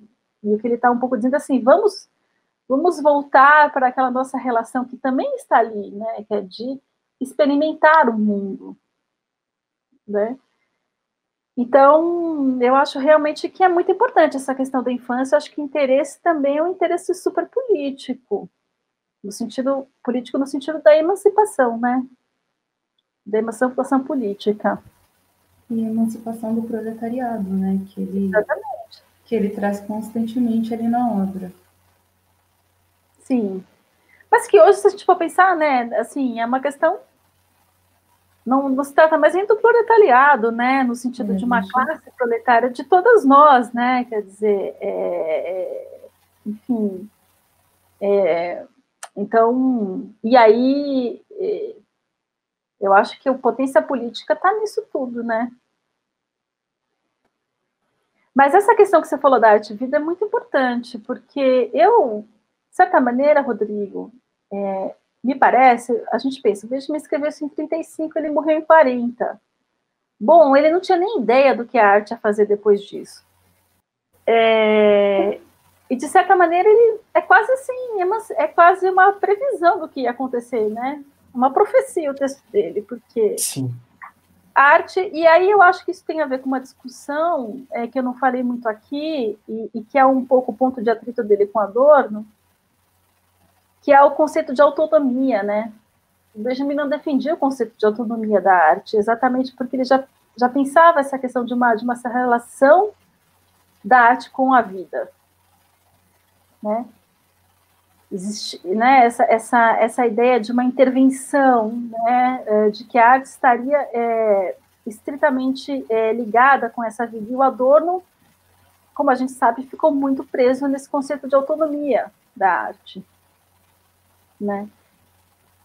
Então, isso é uma outra questão, né? Eu acho que também algo que dá para a gente entender também essa relação entre arte e vida no Benjamin é também a importância que o Brecht tem para o pensamento dele, e o teatro épico tem para o pensamento dele, né? Porque o teatro do Brecht também fazia exatamente isso que ele está descrevendo aqui, né, com o cinema. É um pouco o que o Didier Obermann fala lá também, né, quando vai comparar o Brecht com o Benjamin, né? O Brecht também estava fazendo, de certa maneira, uma reordenação, né, do mundo, mas no palco, né? O teatro não era mais ilusionista, o teatro, ele, né, fazia todas essas relações com o espectador, colocava o espectador um pouco dentro daquela situação, né? Então, essa separação entre aquilo que é representado e a realidade do espectador, né, que o Brecht mexia com todos esses limites, né? Então, por isso que eu acho assim, então, essa questão do jogo também está, de certa maneira, no teatro épico, né? Então, nesse sentido, eu tenho uma certa razão em tentar extrapolar a questão do cinema, porque eu acho que ele não via realmente isso, não está só no cinema. Sim. Eu acho que ele mesmo apontou que isso não estaria só no cinema, entende? Eu gostei demais de te escutar falar no sentido da discussão de se o Benjamin é anti-técnica ou se ele é pró-técnica. Meio que, vamos dizer assim, perdeu o sentido desse tipo de discussão, não é? Me pareceu assim que é muito mais... Gente, aconteceu. Vamos pensar em cima disso agora, né? Assim, e quando ele fala de técnica, às vezes as pessoas falam assim, o Benjamin adorar o mundo de hoje porque estamos todos conectados, a imagem virtual, não, né? Porque ele está falando de um conceito de técnica que não tem nada a ver com a ideia de uma tecnologia, da maneira como a gente pensa hoje, né? A democracia da tecnologia, da internet. Assim, eu acho que ele até dá para você pensar algumas coisas, mas eu acho que o importante mesmo talvez retomar esse outro lado, sabe? É pensar que a técnica para ele ela não tem um sentido, eu acho, ele não existe ele não vê a técnica num sentido essencialista, a técnica é boa, a técnica é ruim, como tem alguns filósofos, a gente sabe que tem filósofos que são completamente contra a técnica moderna, que acham que a técnica moderna acabou com o mundo tradicional, blá blá blá, a gente sabe de tudo isso. Eu acho que ele não se coloca nessa posição, mas o que ele diz é o seguinte, tem formas de você usar a técnica. Né? No fundo, a técnica depende do homem, né? Da utilização que o homem vai fazer da técnica. A técnica em si, ela não tem um sentido em si, né? Eu acho que é um pouco por aí, sabe? Mas que também é dado economicamente, né? Exatamente. Por isso que ele fala no texto também que enquanto prevalecer as relações de dominação capitalista, né, prevalecerá a primeira técnica. Uhum. Então ele fazia também muito essa associação também do capitalismo a primeira técnica e socialismo segunda técnica, né? A gente sabe também que tem esse lado texto, né? Ele está defendendo um mundo socialista, né? A gente não pode esquecer disso. Quer dizer, eu acho que no capitalismo, eu acho que ele eu acho que a extrapolação, né, assim, que a segunda técnica se daria mesmo numa sociedade socialista. Enfim, são coisas que a gente não pode mais afirmar, né, que a gente viu que realmente não aconteceu. Então tem todo esse lado do texto que a gente tem que relativizar, né, que a gente... Mas que estão no texto, né? Teria uma pergunta da Bárbara? Pode ser? Sim. Olá, professora. Olá. Boa noite mais uma vez. Obrigada por essa palestra, obrigada por trazer ainda mais esclarecimentos para a gente sobre essa obra da redutibilidade técnica, porque, ao que parece, são alguns conceitos que já foram tão tratados e que já não tem mais o que se dizer, né?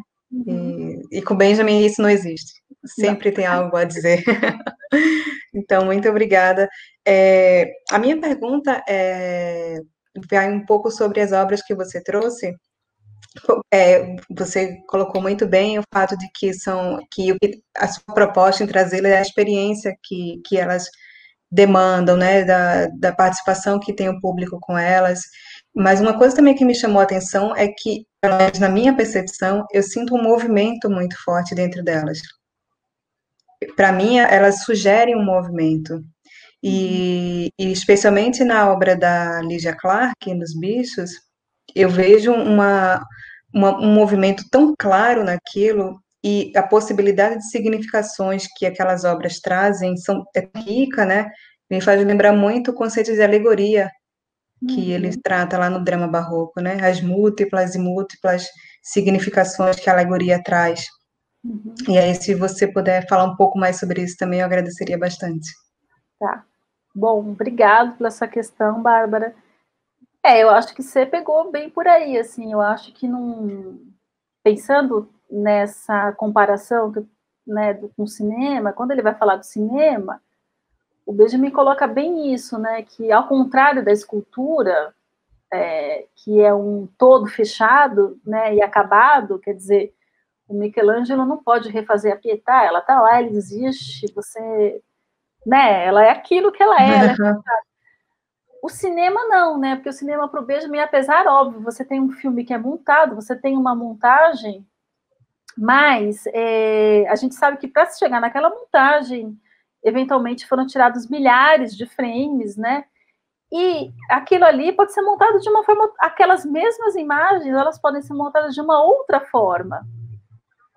Se o diretor quiser, ou se no futuro alguém quiser pegar as mesmas imagens que, sei lá, o Fellini fez para um filme, mas montar de uma forma totalmente diferente, isso é possível, né? Sim. Pela natureza do cinema, porque Sim.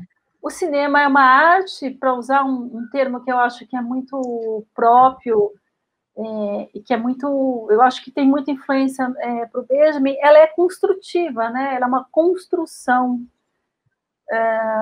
Então, nesse sentido, é uma obra que pode ser refeita de várias formas, ela não é fechada, né? Se a gente for usar os termos lá do Humberto Eco, ela é uma obra aberta. Né? O cinema tem essa possibilidade de ser uma obra aberta, e também tem assim, não só o fato de que você pode montar um filme, e aí os russos, a gente sabe como essa questão da montagem é tão importante para o cinema de vanguarda, que é o cinema que o Benjamin está analisando, né, gente? Que é o cinema de vanguarda mesmo, né? O cinema russo, o cinema alemão de vanguarda, né? Onde a gente sabe que a montagem é o principal. Tem isso, então, o fato de que o cinema, as mesmas imagens, elas poderiam estar numa sequência completamente diferente, e aquelas imagens, elas ganhariam uma outra significação, né? Então, isso que é o barato da montagem. Mas o fato também que quando a gente assiste um filme, né, o filme passa, é isso que você falou, o filme é movimento, né? Você não consegue aprender o filme inteiro de uma vez. Tá certo? Sim. Então, quando você assiste um filme, num primeiro momento, talvez você perceba algumas coisas, depois, quando você vai ver de novo, você vai perceber outras coisas, e talvez o filme ganhe um outro sentido, exatamente porque o filme é temporal, né? Ele se desenvolve no tempo, né? Ele não é uma arte espacial, no sentido da escultura, que está lá, está dado, né? Naquele espaço. Ele se desenvolve no tempo, então a nossa apreensão do filme, ela também passa por esse tipo de uma percepção que ela não é única, né? Não que as obras de arte também não sejam assim, é óbvio que você vai olhar para um trabalho, o próprio Gigi Obermann fala isso, dependendo da época da sua vida que você vai olhar para um trabalho de arte, você vai ver uma coisa, né? Se passou 10 anos, você for ver o mesmo quadro, você vai ver outra coisa, né? Óbvio que isso acontece com toda obra de arte. Mas eu acho que o que ele quer dizer é que a natureza do próprio cinema é assim, né? Então, o cinema, de certa maneira, ele potencializa essa percepção estética que não é totalizante, que é uma percepção estética aberta, que possibilita várias formas de sentido, como você bem falou na questão da alegoria, né? E que é muito forte na arte contemporânea, né? A gente sabe, quer dizer, né? Nessa arte contemporânea que eu mostrei, eu acho que tem o contrário dessa arte contemporânea que eu mostrei, que é um pouco esse tipo de arte contemporânea, que para mim não me interessa tanto, e até pensando em termos do Benjamin, que quer ser muito colada no real, quer ser o testemunho fiel da realidade, sabe? E às vezes uma forma de arte contemporânea que, na verdade, quer te dar uma mensagem única, né? Te dizer, o mundo é isso, entende? Então, o artista, ele vai lá, faz uma coisa que ele acha super engajada, como uma denúncia social, e ele vai falar para você, o mundo é isso, entendeu? E eu acho que não é isso que o Benjamin entendia como arte política. Ele entendia como uma arte política, arte que exatamente deixava essa abertura para uma reinterpretação das coisas. Sim. Para tal da experimentação, da reordenação, né? Sim. É muito difícil a gente ver isso hoje, eu acho, atualmente, na verdade. Eu acho que a arte, ela está, num certo sentido, caminhando muito para essa coisa de se tornar um testemunho chapado do real, no sentido mais, assim, do dado real, sabe? Daquilo que a gente vê no jornal, entendeu? Daqui a pouco a gente vai numa exposição de arte, não vai ter muita diferença de você ir numa exposição de arte e você ler um jornal. Sabe, você vai acabar vendo o mesmo tipo de realidade nos dois locais, assim. E eu acho que o Benjamin entendia como revolucionário exatamente essa possibilidade de abertura que a arte, de sentido do mundo que a arte proporcionava. Então, eu acho que é o que você falou, assim, são essas obras que elas deixam muito a possibilidade de leituras em aberto, né? E por isso que eu acho que elas têm um pouco esse caráter da brincadeira, do jogo, né, de algo que é momentâneo, né, que permite começar sempre de novo, sabe? Que permite esse tipo de relação, né? Assim, uma coisa assim meio que você não tem uma relação meio sem fim, de você estar sempre experimentando, e toda vez vai ser diferente. Né? É um pouco... Eu acho que é um pouco isso que ele via no cinema também, né? Muito obrigada, professora. De nada. Muito obrigada. Obrigada, Bárbara, pela pergunta. Obrigada, professora, pela resposta. Agora nós temos mais uma pergunta, que é do nosso colega João. Oi, Thaisa, tudo bem? Oi, João. Eu queria perguntar uma coisa para você, pensando até no que você falou, né, dessa destruição da Belin, do pequeno Walter Benjamin, né, assim, que ela vai no seguinte sentido, né, pensando esse aspecto do texto, quando ele coloca da determinação histórica do medium da percepção, né, situando isso como um problema, assim.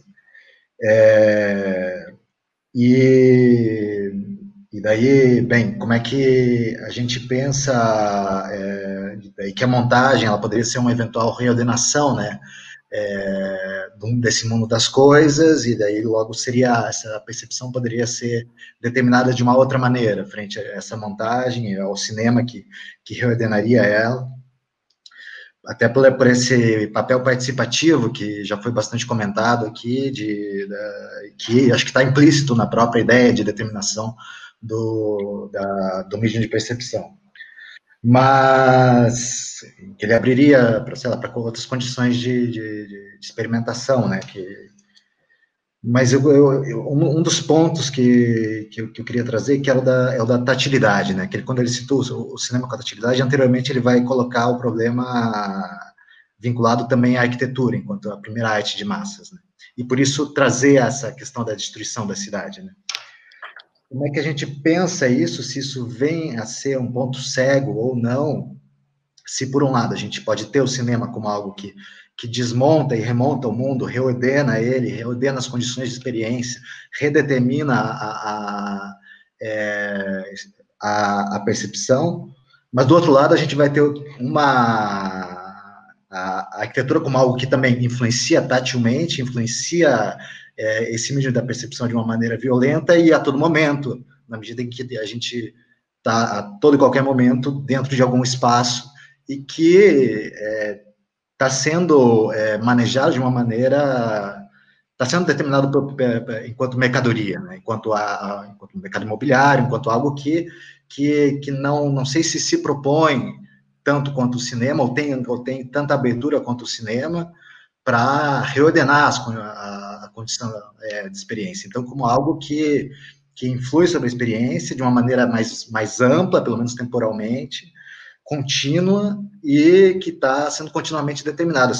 Por isso, acho que até o Passagens é interessante, né, quando ele vai pensar a montagem como algo que se origina na Torre Eiffel, né? Ele vai falar, daí 2.500 rebites, e também se originando o próprio princípio da montagem, não na literatura nem no cinema, mas na própria arquitetura. Então, como é que a gente pensa esse ponto cego, assim? Ou seria possível desmontar esse mundo ordenado a partir de uma outra maneira de aprender ele? Então, reordenar ele no desmonte do que está ordenado. Não sei se vai mais ou menos nesse sentido, assim, isso seria um ponto cego, não seria? Bom, João, obrigado pela questão, não sei se eu vou conseguir responder.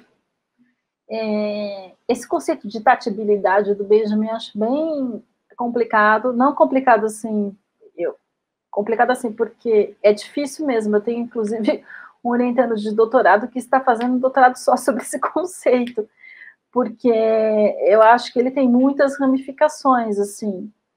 Até onde eu sei, essa relação, essa separação que o Benjamin faz entre percepção óptica e percepção tátil, né, está relacionado com esses historiadores da arte que eu citei aí, da Escola de Viena, né, que vão falar exatamente desses conceitos, que vão falar, existem os períodos históricos que são táteis, que são mais táteis, existem os períodos históricos que são mais ópticos. Então, por exemplo, se vocês lerem um historiador da arte que o Walter Benjamin não gostava, e o Walter Benjamin fez aula com ele, que é o Wölfflin, né? O Benjamin foi aluno do Wölfflin, naqueles conceitos fundamentais da história da arte, né? O Wölfflin, ele separa exatamente os períodos históricos entre aqueles que são táteis e os que são ópticos.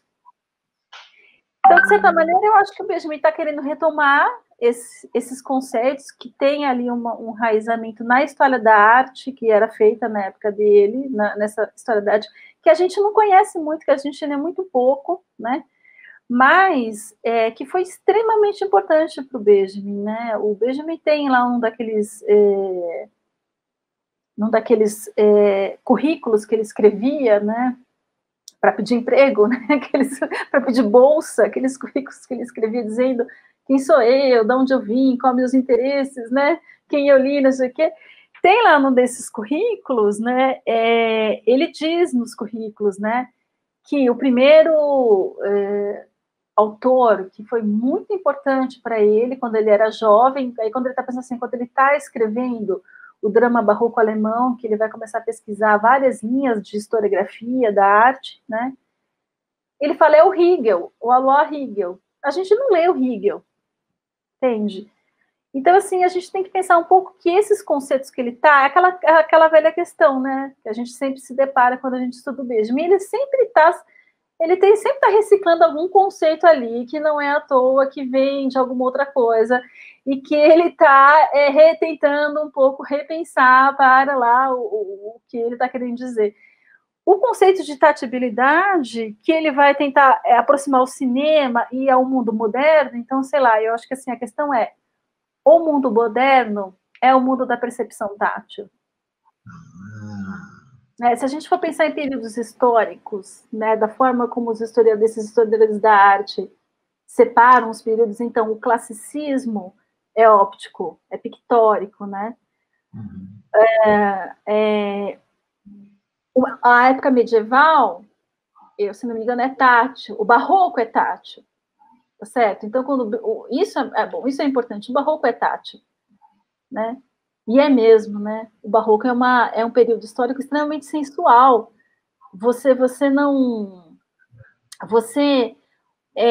A igreja barroca, a construção barroca, da arquitetura barroca, ela não é só para ser vista, ela é para ser experimentada pelo corpo, é um espetáculo, né, de luzes, sombras e dourados, entendeu? E música, né? Tem um pouco esse sentido dessa obra de arte total, corpórea, já bem forte no barroco, né? Então, por exemplo, faz sentido quando ele estava lá estudando o drama barroco alemão, para pensar o que é específico, né, no drama barroco alemão, ele pegar e voltar a esses historiadores da arte, como Ringel e esses historiadores da Escola de Viena, que estavam exatamente tentando mostrar que não é que um período histórico é melhor do que o outro, né, mas é que cada período histórico, né, tem uma percepção, expressa uma forma de percepção do mundo. Então, não é à toa, né, que o Benjamin também está fazendo sempre essa relação, por exemplo, da modernidade com o barroco. Né? Assim, a modernidade ela tem muito mais relação com o barroco do que com um certo classicismo, uma ordenação clássica da Grécia e tal. Né? A modernidade ela tem muito mais afinidade com o barroco. Então, eu entendo um pouco essa questão da percepção tátil por aí, assim, acho que teria que investigar essa discussão, como é que ela se dá aí nesses historiadores da arte, né? Como é que essa tatibilidade, essa percepção tátil, onde o olhar, a visão ainda não é o que prevalece, né? Ela está no barroco e ela está no moderno, e, por exemplo, ela não está no renascimento. E é isso que, para esses historiadores, por exemplo, o que opõe o renascimento, o que diferencia o renascimento do barroco? É exatamente esse tipo de percepção. No renascimento, você tem uma relação visual com o mundo, não é à toa que a perspectiva ela surge no renascimento, porque a perspectiva ela é uma forma de ordenação única do mundo por meio da visão. Né? E é uma ordenação geométrica do mundo. Tá certo? A perspectiva, ela é uma ordenação geométrica do mundo, ela é uma construção geométrica para fazer com que toda aquela variedade no mundo, né, ela ganhe uma ordem, tá certo?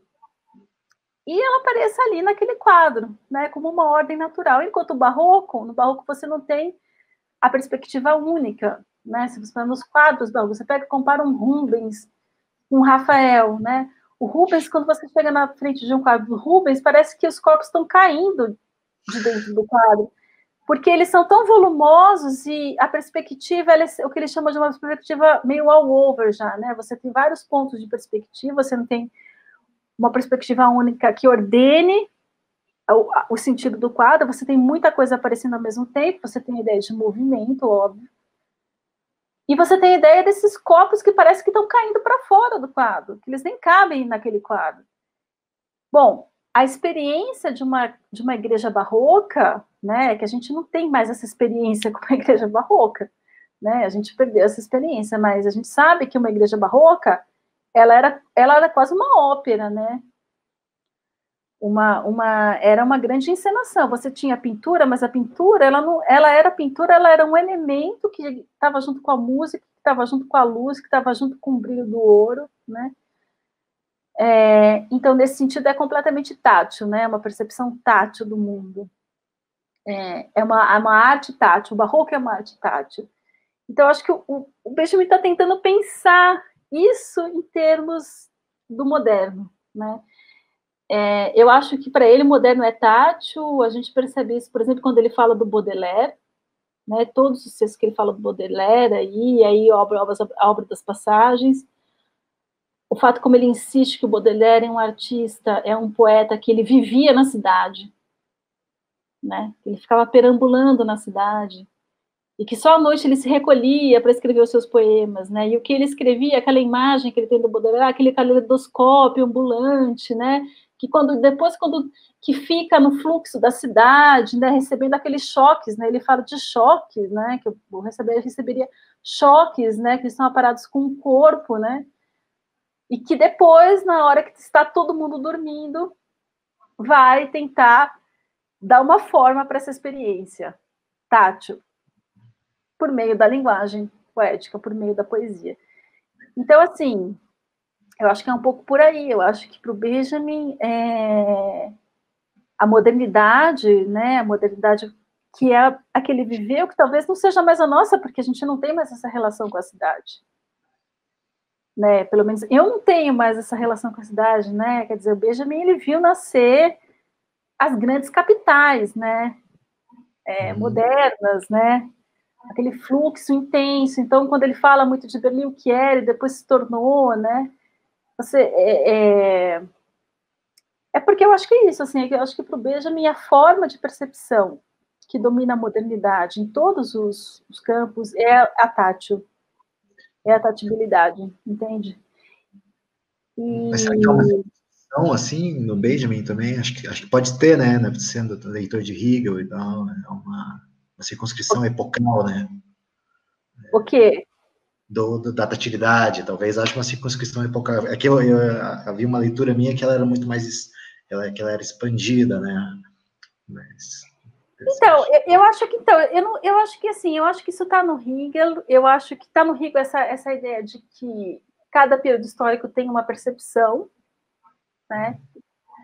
Eu acho que essa ideia de que eu acho que no drama barroco ele não fala da tatibilidade ainda, mas eu acho que isso já está colocado ali no drama barroco, né? Só o fato de se interessar pelo barroco como forma estética, eu acho que já diz muito, assim, dessa relação que o Benjamin vê entre o barroco, que é uma arte extremamente do excesso, do corpo, né? Que não é nada, que não preza por essa ordenação clássica, renascentista, tá certo? Que está quebrando com essa ideia de uma ordenação clássica, renascentista. O barroco é um movimento que vem se opor a isso. Então, eu acho assim que não é à toa que ele vai olhar para o barroco, mas eu acho que ele já vê o barroco, óbvio, como sempre acontece no Benjamin, ele já vê o barroco um pouco como aquilo que ele encontra na modernidade. Claro. Né? Os elementos que ele encontra no barroco são os elementos que ele também reconhece na modernidade. Né? E a gente sabe que o Benjamin, ele tenta produzir isso na própria escritura do texto dele, né? Ele produz esses choques na gente também, do tipo, de fazer, né? O texto, ele não é um texto linear, os textos não são, a gente sabe, vocês estudam ele como eu, os textos não são lineares, a gente tem que ficar indo e voltando, catando coisa para tentar perceber como é que as coisas, elas vão se conectando, né? Mas ele também, ele faz o texto dessa forma. Né, assim, eu acho que ele busca, né, que o texto dele cause esse tipo de experiência em nós, entendeu? Então, eu acho que, assim, é um conceito que eu acho muito interessante, esse de tatilidade, assim, eu acho que talvez tivesse que ir atrás, assim, de buscar essa relação dele, aí, desde o barroco, os estudos que ele faz, para compreender o barroco, e essas leituras que ele fez desses historiadores da arte, sabe? Eu acho que daria jogo, assim, eu acho que tem coisa aí para pesquisar. Sim. Acho que tem algo, pelo menos uma relação jogando, até porque no escrito ele coloca o Hegel do lado de um historiador da arquitetura, que também ele já vai depois deslocar alguns anos antes.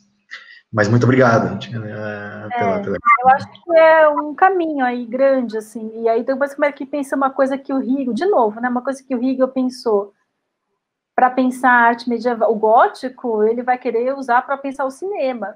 Mas eu acho que aí é porque ele percebe essa relação entre esses períodos históricos que são não clássicos, ou que são, diríamos assim, anticlássicos, né? E a modernidade. Sim. Perfeito. Um pouco nesse sentido. Muito obrigada, professora. Obrigada Muito boa a sua palestra. Trouxe muita coisa aí para a gente refletir, muitas ideias, muitas propostas também para futuras pesquisas.